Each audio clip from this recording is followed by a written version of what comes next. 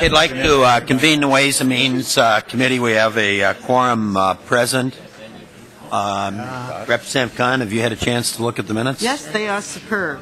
We'll move the minutes. For April the 8th. Okay, the motion is before us. Any discussion on the minutes? Seeing none, then all those in favor signify by saying aye. Aye. Opposed? Motion carried. The first bill is House File 2949 by Representative Persell. It deals with the unemployment insurance program. And Representative Persell, welcome. And I'll move that House File 2949, the first engrossment, be recommended to be placed on the General Register.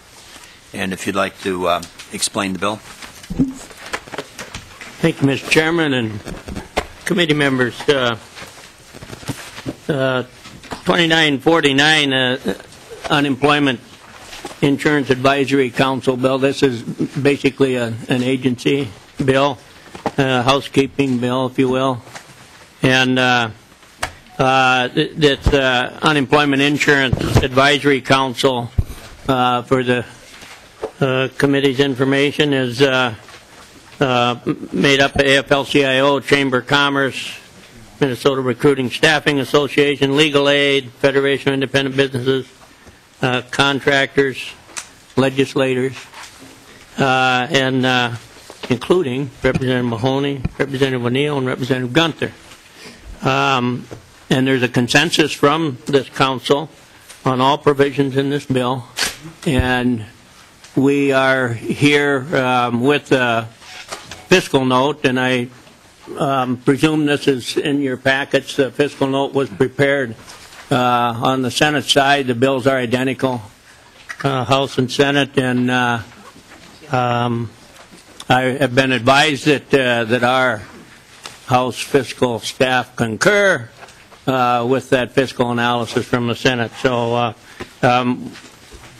with any further information, I have some representatives, some staff from DEED with me here, and so we would entertain questions or provide more information as you wish. And it's my understanding that the fiscal note reflects the lower interest rate, or the savings on interest is kind of the bill in a nutshell relative. That's my understanding too, Mr. Chair, and I would defer on some of those questions to the DEED staff here, Mr. Caligari and others. Okay.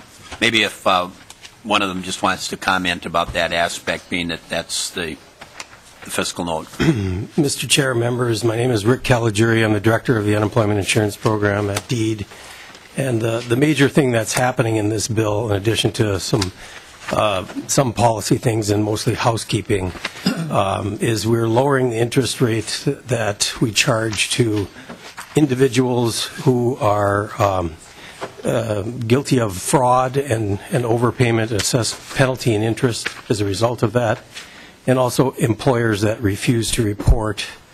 And that interest rate has been 18% since 1982. It was set when interest rates were very, very high. We're lowering it to 12%. You do need an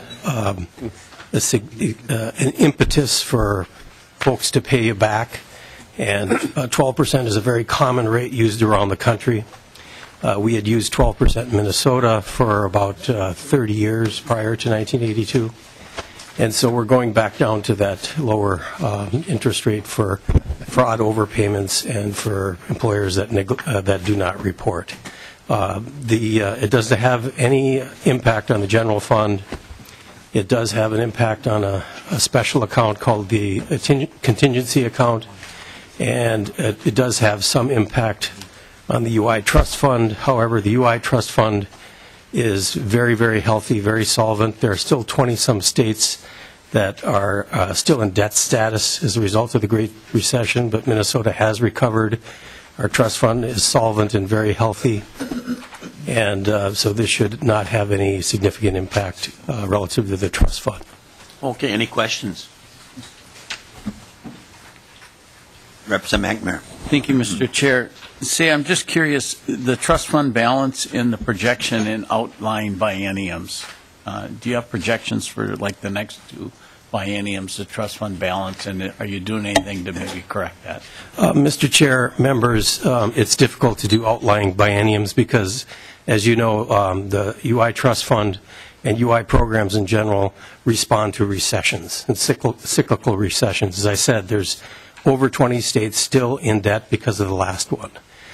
We have a situation in Minnesota where our tax rates trigger up when the trust fund goes down, and then they trigger back down again when the trust fund goes up. We're kind of unique in that. So we have kind of a natural built-in safety net. Our trust fund, we predict the first quarter revenues will come in this month, and they'll get posted to the trust fund by the beginning of next month. We expect it'll be about $1.2 billion, which is an all-time historical high. Representative McNamara. Thank you, Mr. Chair. And have you made projections for the next biennium? I mean, that recovery is unprecedented, but it's because the employers are paying in is why it's there. And what's the plan? Are you have any projections? You have no indication on the next biennium, or do you do projections on that? I guess that'd be my first question. And if I can just ask the second one, are you evaluating the minimum premiums you're charging for employers that never have claims against them? Mr. Chair, Representative McNamara, excuse me. The trust fund will track with employment. It just tracks with employment and the unemployment rate. I, back at the office, we do project out. I don't know what good it does you because it's all about the economy and whatever the employment is and the unemployment rate, that's what the trust fund will be. So we have an all-time historical high trust fund right now. If we hit a recession, that'll go down to zero and very quickly, if we have, depending on how severe the recession is. And that's just the cyclical nature of employment and unemployment and the unemployment insurance program and trust funds. Again, I think that we're in good shape here. We could probably withstand a minor recession. I don't know that we could withstand anything like we experienced with the Great Recession. However, most states went into debt. Their trust funds went into debt in the last recession. And there's an automatic mechanism with the feds that they front you money or loan you money when you go into debt. And Mr. Chair, thank you.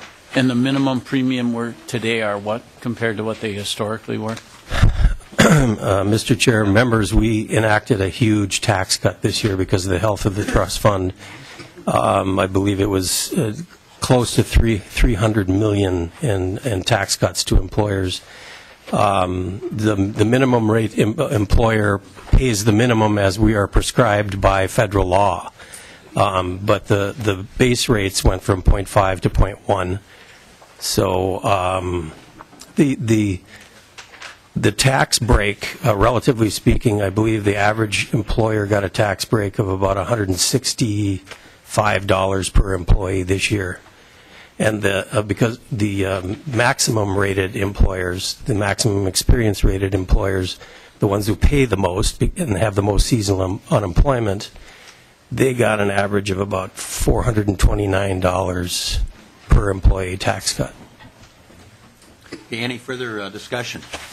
Well, seeing none, then the chair renews his motion that House File 2949, the first engrossment, be recommended to be placed in the General Register. Any further discussion? Seeing none, then all those in favor signify by saying aye. Aye. Opposed? Motion carried. Thank you, Mr. Chair. Thank you. I'm sure some of you have been eyeing the muffins at the end of the table, and they are brought here this morning by Ms. Polkamp and Ms. Conley in celebration of the chair's birthday, I think is what the reason was. Oh, Representative Gunther wanted to comment. You made my comment, Mr. Chairman. Oh, okay. Happy birthday. Well, thank you. It was actually on the 18th, but we were on break, and so... I'm used to people having their birthday more than one day at a time. My wife does that often. Well, I got to celebrate it twice this year, about 3 times now. But on Sunday, we had the family over, and so I had a surprise birthday cake, and then on the 18th, we had a small celebration, and now again this morning. So I want to thank you both. Appreciate that. And if members just at your leisure grab a muffin, and the chair will figure out how to get one too. I've been eyeing them as well. So with that, again, thank you, and we'll go to the next bill on the agenda, which is House File 2543, Representative Hortman. I'll have you announce that. Okay. Oh, that's wrong. Oh, my goodness. Which one is the chocolate one? That's what. Okay. I'll get what bill are we adding to the agenda?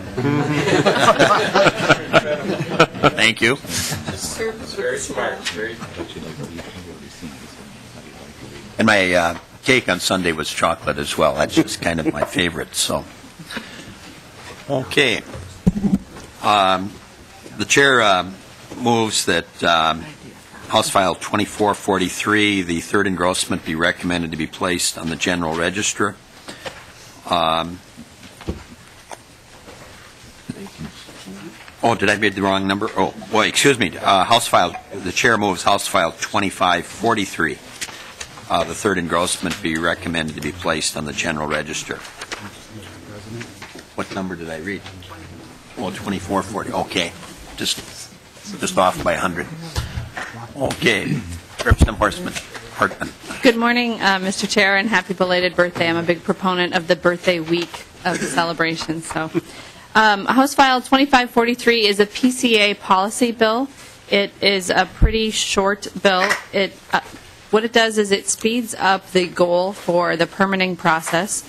There's two different tiers of environmental permitting goals in the proposed bill. The Tier 1 permit goal is 90 days, which is most permits, and the Tier 2 permit goal is 150 days for the more complex permits.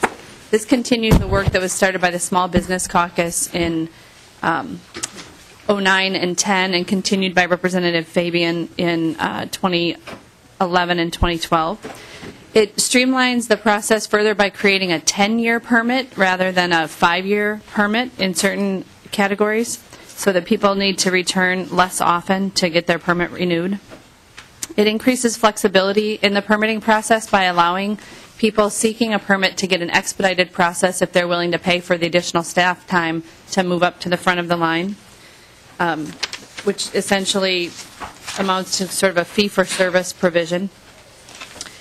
It would put in place a water pollution trading system so that on a voluntary basis, if parties wished to, in order to meet their water pollution goals, they could trade for credits with somebody else who was able to achieve the reduction in pollution more cheaply. It alters the Minnesota Data Practices Act with regard to the submission of electronic information. The agency has created a program you could think of like TurboTax. When you're doing your taxes, you put in information, and until you press send, the Department of Revenue doesn't have your tax information, but you want to save that and maybe come back and work on it later. So this would allow the agency to operate a system like that where the user could keep their information confidential until they're ready to hit the send button, but in a program created by the agency. It would make the permitting efficiency report an annual report instead of semi-annual. And the area of the bill that's generated the most conversation as the bill is moved through committees is the provision regarding streamlining the process of resolving disputes. What the agency is proposing to do in the bill is to put more disputes into a simpler dispute resolution process. Right now there's two dispute resolution processes for environmental problems. There's the APO process, which you could think of like conciliation court, which you don't need lawyers and is faster. And there's the sort of real court process, or in the environmental world they call it stipulation agreements. When we in the legislature increased the limit for conciliation court a few years ago, we went from 7,500 to 15,000. And by doing that, we send more disputes into the cheaper, faster mechanism of conciliation court. In this bill, the PCA is proposing to do the same thing in the area of environmental problems. They're proposing to raise the cap for the simple dispute resolution process from 10,000 to 20,000. There's a whole separate area of statute where they set out the fines. They're not proposing to increase any fines. What they're proposing to do is route more cases through the simpler process, and then that way have less in the more complicated process. The APO process takes on average 256 days. The other process that usually results in a stipulated agreement takes about 865 days. So for a business person looking at, do you want a 256-day dispute resolution process or an 865-day process, generally speaking, you'd prefer to pay your lawyer for 256 days if you choose to hire a lawyer. And then we're making some changes to the septic system violation process, and that area has been agreed to by the folks who do this work in the field. The industry folks have signed off on the proposed changes. And that is the bill, Mr. Chair. And we're in Ways and Means because it saves money. And if people will take a look at the fiscal note, that's right, and it also saves part of a position if I'm, as I look at this. So, Mr. Gavel, did you want to comment? Okay, any questions on the bill? Well, seeing none, then the chair renews his motion that House File 2543, the third engrossment, be recommended to be placed on the general register. Any further discussion?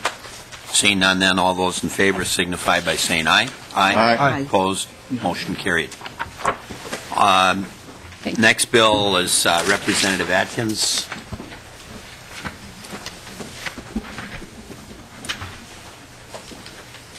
And this one will be, I think this is the first time this session, if I recall, that we'll be taking up a Senate file, so we'll have a couple of My motions apologies, to Mr. address Chairman. that. No, that's just fine. Representative Atkins, would you care to make a motion on the bill, which deals with what we call the FAIR Plan health insurance issue? I would, Mr. Chairman. I'd move House File or Senate File 1689, the first engrossment, be placed on the recommended to be placed on the General Register. Okay, that motion is before us, and Representative Atkins, then you have an amendment? I do, Mr. Chairman, to substitute the House language contained in House File 1938, the first engrossment. I'd move that that be substituted into 1689. Okay, and that motion is before us. Any discussion? Seeing none, then all those in favor signify by saying aye. Aye. Opposed? Motion carried. Maybe you want to just comment on the bill? Certainly, Mr. Chairman. On behalf of myself and Representative Beard, we are the authors of this bill on the 5,689 farmers and small businesses and homeowners who get their insurance through the FAIR Plan. The FAIR Plan was created in 1969 by the legislature to assist those who weren't able to get their insurance anywhere else. Unfortunately, we didn't give them the ability to purchase their health insurance through the CGIP or CGIP, however you want to pronounce it, the State Employee Group Insurance Plan. And they have experienced severely escalating health insurance costs over the course of the last several years.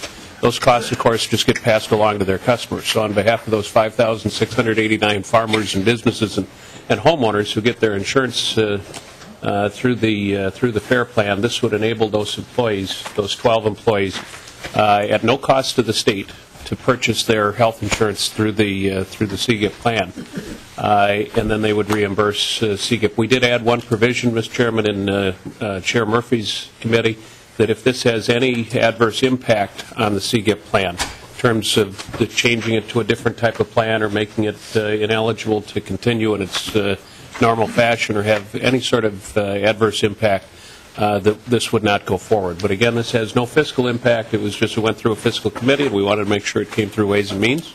And with that, Mr. Chairman, we'd appreciate your support. Okay, any discussion? Representative Holberg. Thank you, Mr. Chair. Representative Atkins, in looking at the fiscal note, it seems that MMB is a little leery of this and they're reading their assumption language.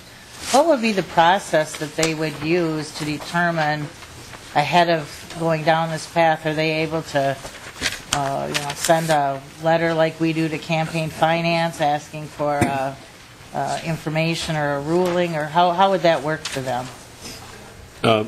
Mr. Chairman and Representative Holberg, I don't know precisely, but I do believe that they will be able to make a determination ahead of this occurring, such that if it raises, and likewise, I'm leery about it too. If it causes any sort of adverse impact on CGIP, I don't think any of us want it, nor do the FAIR Plan folks want it to move forward. But I do believe that they'll have an opportunity to know ahead of time whether or not there's going to be an impact. By virtue of the legislation passing, they'll then notify the CGIP folks and figure it out. But I'm not sure, by the way, Representative Holberg, I don't know if MMB is represented here this morning or not, but I will specifically ask them your question to find out if it's like CFB or if there's a different process that they use to figure that out. And if I might, one more, given that you're an expert in this area, are these employees eligible to buy insurance on the exchange if it's not, offered, or why? I mean, we hear about what great rates and Minnesota's doing so good, and if that's the case, is that not an option, or?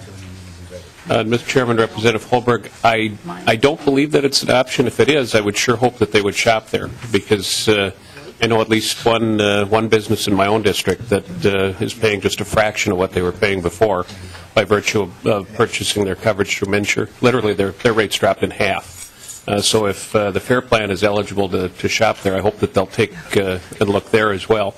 By the way, just the fact that they can purchase through CGIP doesn't mean that they have to. It just makes them like the JUA and other entities, gives them the ability to purchase through CGIP. Perhaps they'll be able to shop elsewhere, but I'm anticipating that they'll be able to get good rates through CGIP. If they can get better rates through a private plan purchased through Minsure, I'd certainly encourage them to do that as well. All right, thank you, Mr. Chair. We're going to have we're just having a little discussion here. Something we missed was that the Senate file was identical to the House file. Don't you think we should still pass the House file? Well, It makes then it, they have to re-adopt what they've already done. If we reconsider and just pass the Senate file, then it becomes law. So it saves a procedure. You're the author. Would you like to reconsider, and we'll just take up the Senate file and be done with it once again? Well, I did have, my other amendment was to proclaim April 18th Lyndon Carlson Day, and I wanted to make sure that but, all right, yes, Mr. Chairman. File, you see. Mr. Chairman, I would move that we reconsider the amendment that was placed on to substitute in the House language.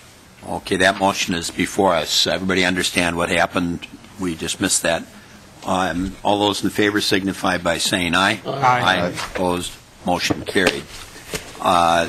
Now we have, we're going to have to move the... Mr. Chairman, I will withdraw that amendment. You're going to withdraw the amendment, and then we'll have and we now have the Senate file before us, as was the original motion before we amended. Okay. Representative Anderson. Thank you, Mr. Chair. And Representative Atkins, my question was along the same lines as Representative Holberg. What kind of effort has been made by this group of individuals to look at Minsure and going on the health exchange there? When you look at our numbers as a state, the individual sign-ups is woefully much lower than what the projection was for the fiscal note in March. So I'm just wondering what kind of impact having those individuals apply that, what kind of effort they made to look at that as an option, and if you can give some more details on that, or at least before this comes to the floor, if you can get some more details on that, that would be helpful. Representative Atkins. Mr. Chairman, and thank you, Representative Anderson. Yes, I would definitely encourage them to shop through Minsure because the rates are so low. I believe, actually, though, that the numbers, the target set by Minsure in October was 135,000 being enrolled. The actual number is 185,000. For the fiscal note, there was a different figure that was used based on a study that was done by an MIT economist. But Minsure's own numbers have been exceeded dramatically. And Mr. Chair and Anderson. Representative Atkins, I was actually looking and referring to the individual portion of that, which is woefully much lower than the March fiscal note that we had in committee. But I can send that to you if you need the information. Mr. Chairman, Representative Anderson, you're wrong, but you can send it to me if you'd like to. Thank you. Any further discussion? Seeing none, would you care to renew your motion? Mr. Chairman, I'd renew my motion that Senate File 1689, the first engrossment, be recommended to be placed on the General Register. Okay, any further discussion? Seeing none, then all those in favor signify by saying aye. Aye. Opposed? Motion carried. We now have House File 2265, Representative Laine.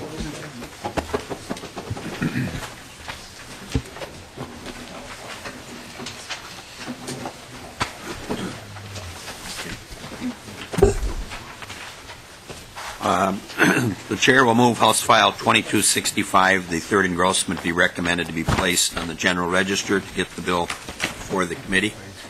And I understand we have an amendment. Yes. Mr. Chair, I would like the A6 amendment, which clears a path for grant funds for the purpose of this bill. Okay, so the Chair will move the A6 amendment. Any further discussion on the amendment? Puts the bill in the form that the author would like. And then I guess we need an oral amendment that staff.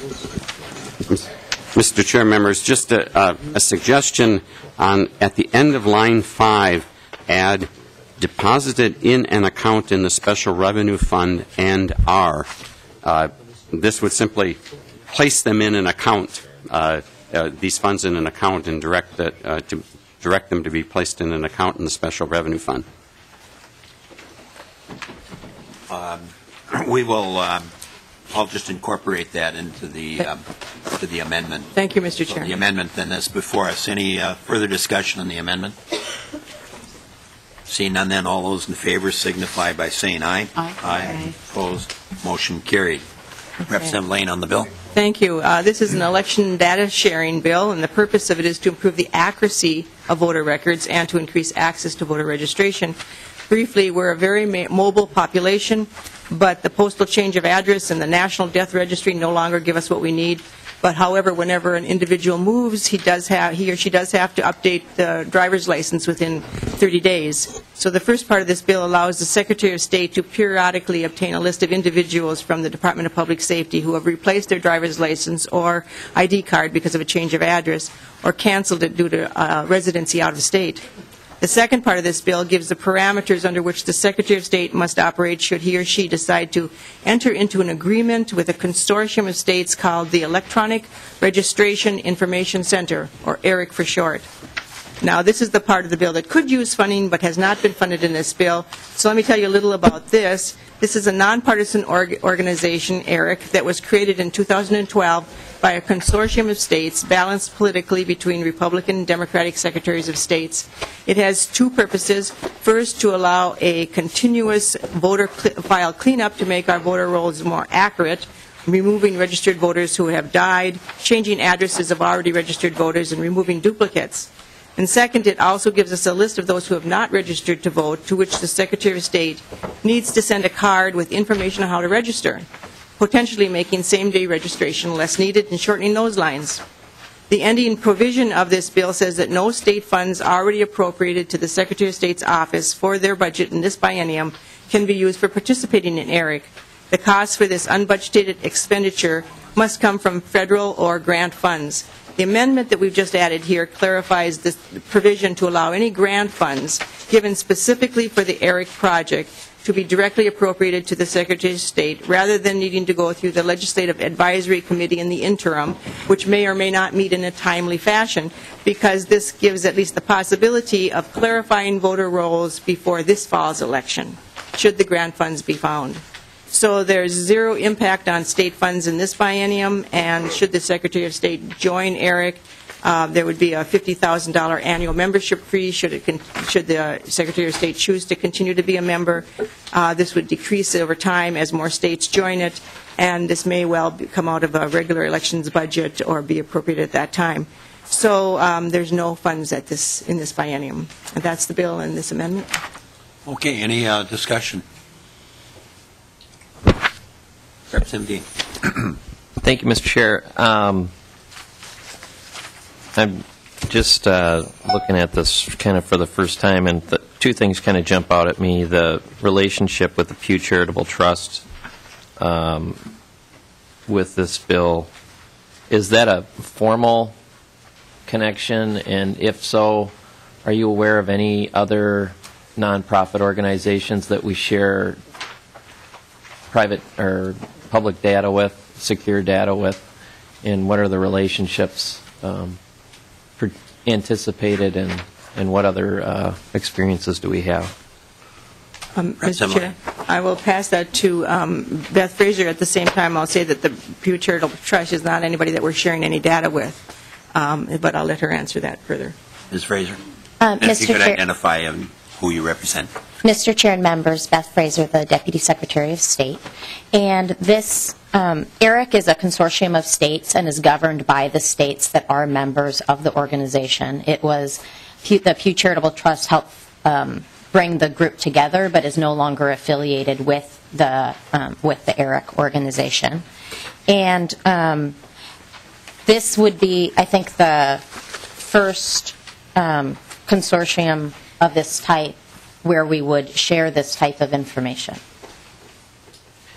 Mr. Chair and Ms. Fraser, could you talk a little bit about if the data is being shared between states, is there a managing structure that is responsible for the security of the data, and who's in charge of making sure that the data is secured and how the data is being used? Ms. Fraser?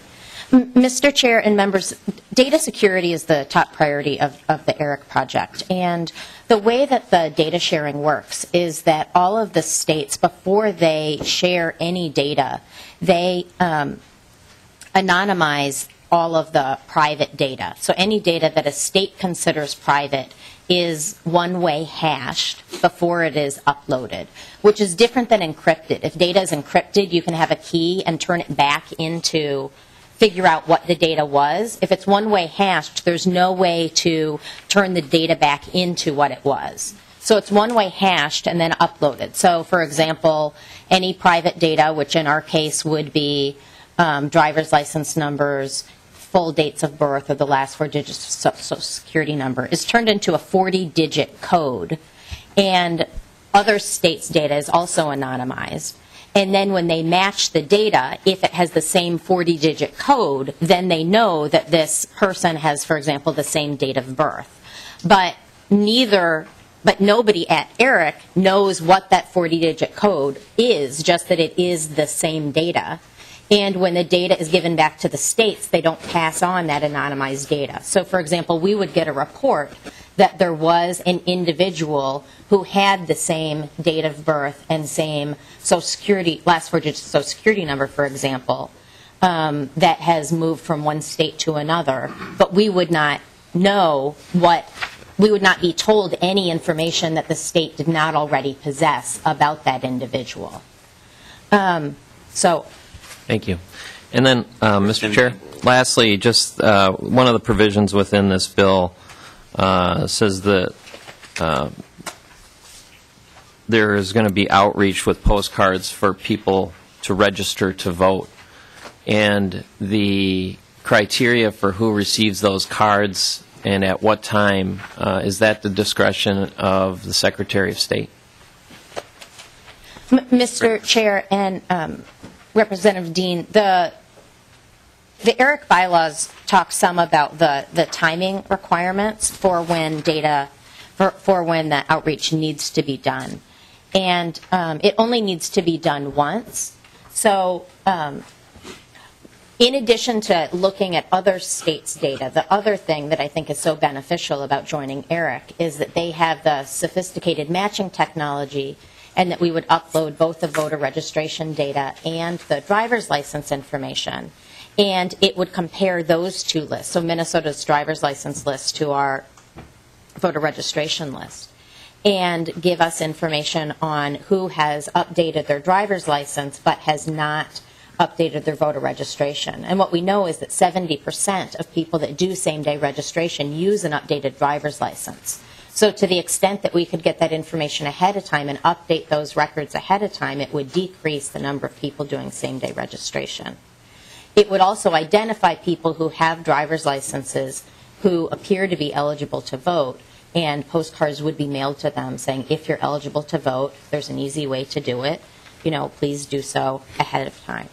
So they would be sent a postcard the first time that they're identified. The next time the list is uploaded, because if we had already mailed them a postcard, we would not continue to send somebody a postcard time after time. We would just send it to them. Thank you. Okay, any further discussion? Well, seeing none,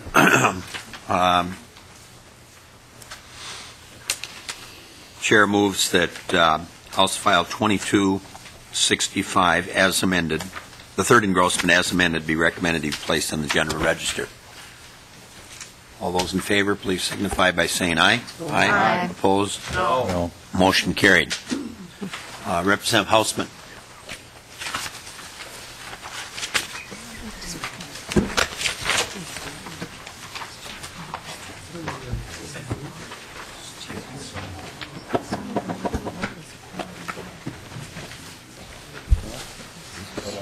Okay, we'll take 2491 first. Representative Hausman, you care to Mr. make Chair, a I motion? move House File 2491 first engrossment be recommended to be placed on the General Register. And I would further move an amendment if you... Okay, the amendment is the A2 amendment, Representative Hausman. 2491A2. Move And, the amendment. Mr. Chair, just perhaps I should just explain that amendment briefly and put it in the context. Both of the bills before you At this point in the session, we sometimes like to prepare ourselves for any eventuality, and as we know, the bonding bill is one of those that requires cooperation of the Governor, House, and Senate, and both parties, because it requires a supermajority, and so we have vehicles at various places so that if there is a very last-minute decision between all of those parties that we can move quickly, and saving a day at that point might be helpful. So both of these are vehicle bills, and Bill Marks always prefers us to add the amendment that you see, which just clarifies that we're only making appropriations once, and that's what the amendment deals with. So, Okay, any discussion then on the amendment?